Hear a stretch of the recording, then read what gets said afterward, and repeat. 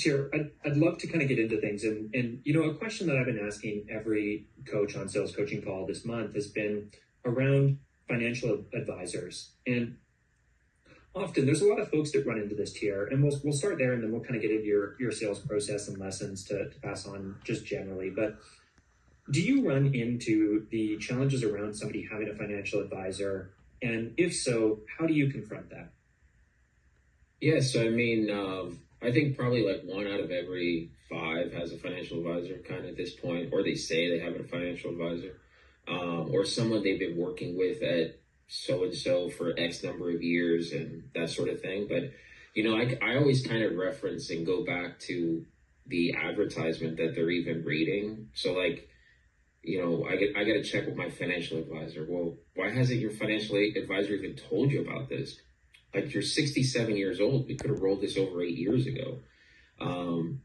We could have done it way before this point where you waited for the market to hit and now you're worried about it.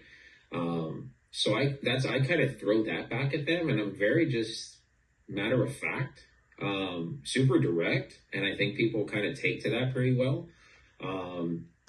But I mean, it just what are the responses you get when you say that to somebody, when you ask that question? What do they come back with?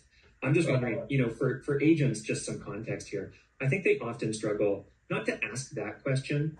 They struggle to deal with the follow-up question that comes from it. So yes, sometimes the follow-up is, oh, well, I haven't talked to them about it. And I said, well, shouldn't they have your best interest in mind? Remember, like, your financial advisor is getting paid whether you win or lose. So when the market goes up, you're going to go up, and they're going to get paid. You're going to see the gains. But when the market goes down, you're going to go way down because your financial advisor is still going to get paid. Do you know that? And they're like, what? And then just creating massive doubt within a couple statements. So, I mean, I could kind of show you different options where, not to say this is transactional, but I get paid one time as a transaction, but you could also harass me for the rest of your life. And usually those two combo statements just kind of put it together. They're like, hold on, I have been losing. And when I did lose in the market, my money did go down extra because they still have that yield percentage, that fee that goes to the FA.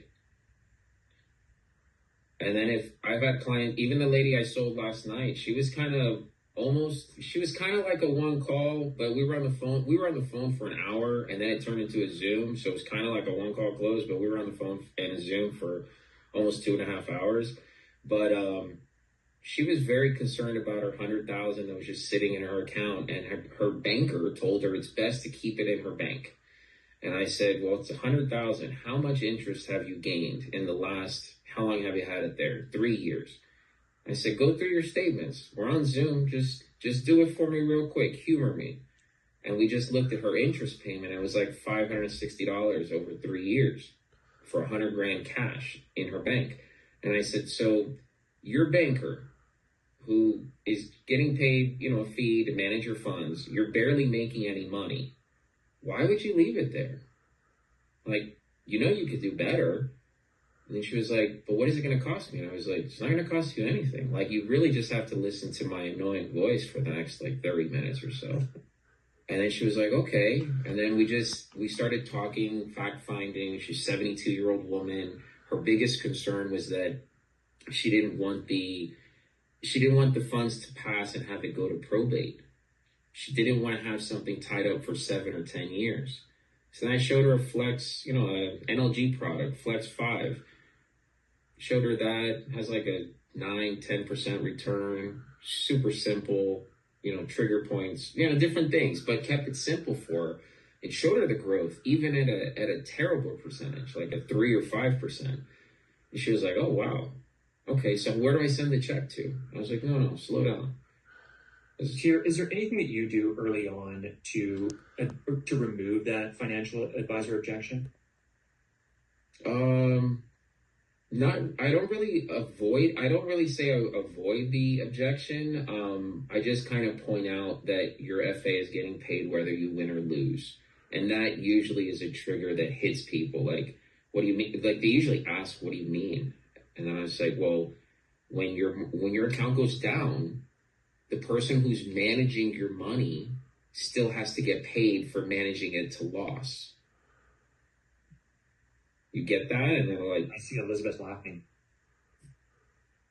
but it's true. So then, like, right, you know what I mean? So then they're like, okay, so they always ask, how do I get paid? And I said, look, I run an insurance company. Obviously, I'm getting paid by these insurance companies, this, that, and the other, and kind of go through the realm of things. But although ours is just a transaction to help you protect your money, you can always call me, harass me, and I'll probably call you every single year just to check in, not to sell you anything, just to check in and see how life is going.